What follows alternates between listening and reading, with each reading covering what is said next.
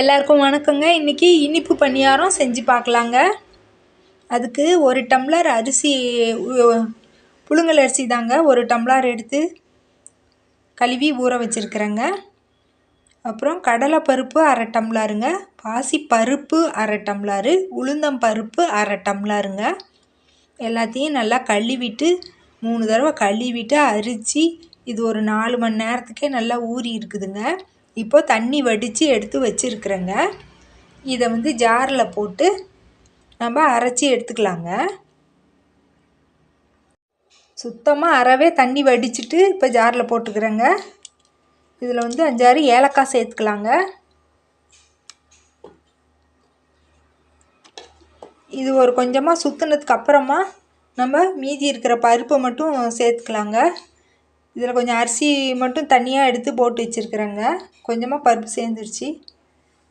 இது பாருங்கள், வெல்லத்தை வந்து நான் கொஞ்சமாக தண்ணி விட்டு சூடு பண்ணி வடிகட்டி எடுத்து வச்சுருக்குறேங்க.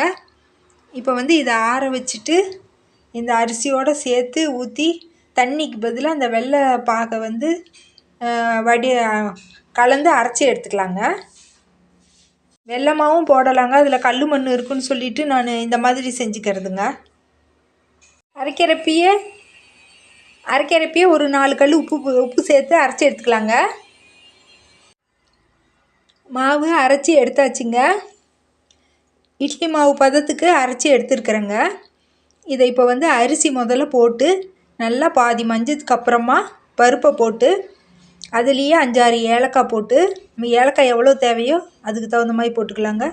ஒரு 4 கல் உப்பு சேர்த்து பருப்பையும் போட்டு நல்லா மையாக ஆட்டி எடுத்துட்டேங்க.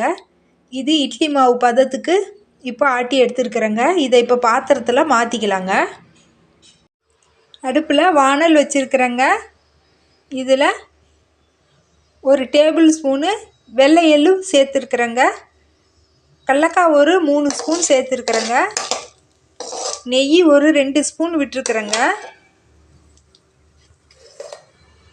இப்போ முந்திரி ஒரு 7-8 முந்திரி உடச்சி வச்சுருக்குறேங்க. தேங்காய் ஒரு 3 பத்தை துருவலாகவும் போட்டுக்கலாங்க, தேங்காய் பூவாகவும் போட்டுக்கலாம். நான் வந்து கீரியே வச்சுட்டேங்க. இப்போ இதை சேர்த்துக்கலாங்க.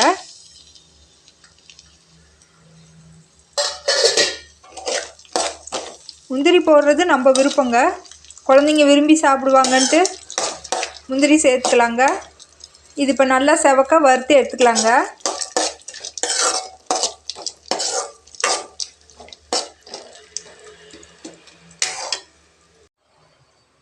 சுக்குத்தூள் ஒரு 1/4 ஸ்பூன் சேர்த்துக்கிறேங்க.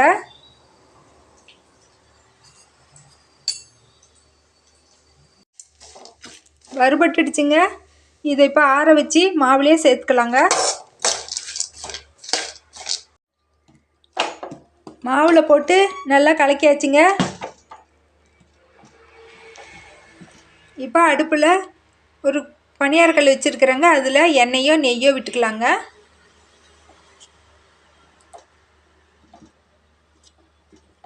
இப்போ மாவு கொஞ்சம் கொஞ்சமாக எடுத்து இதில் விட்டுக்கலாங்க.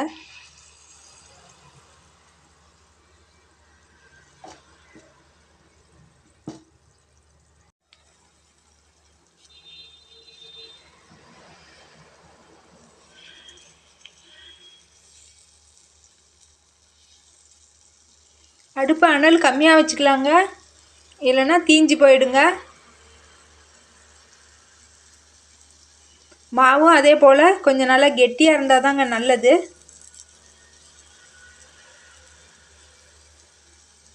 வெந்ததுக்கப்புறம் மெதுவாக ஒன்று ஒன்றா திருப்பி போட்டுக்கலாங்க.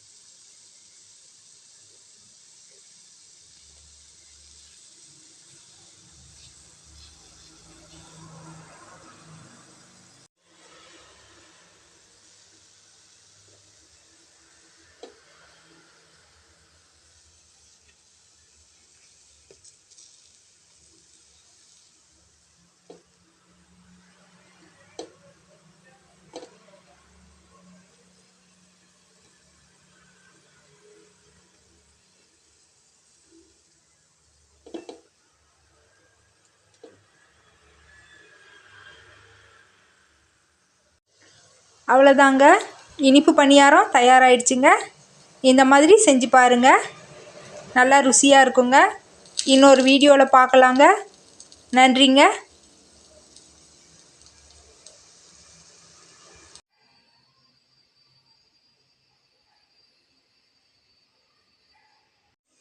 அடுப்பில் ஒரு பாத்திரம் வச்சு அதில் எண்ணெய் விட்டுருக்குறேங்க. இப்போ இந்த மாவை இதில் விட்டுக்கலாங்க.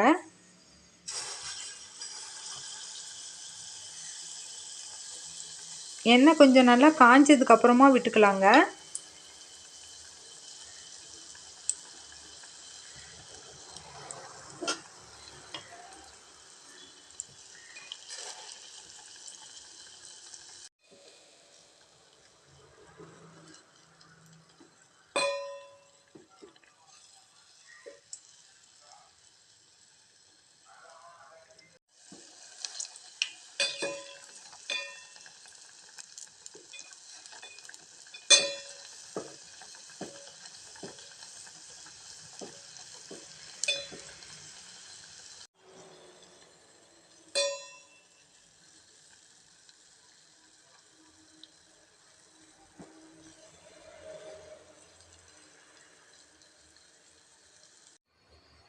இதை அப்பமா கூட சுட்டு எடுத்துக்கலாங்க. பணியாரமாகவும் சுட்டுக்கலாம், இனிப்பு அப்பமாகவும் சுட்டுக்கலாங்க. அவ்வளோதாங்க, இனிப்பு அப்பம் தயாராகிடுச்சிங்க. இந்த மாதிரி செஞ்சு பாருங்கள், நல்ல ருசியாக இருக்குங்க. இன்னொரு வீடியோவில் பார்க்கலாங்க. நன்றிங்க.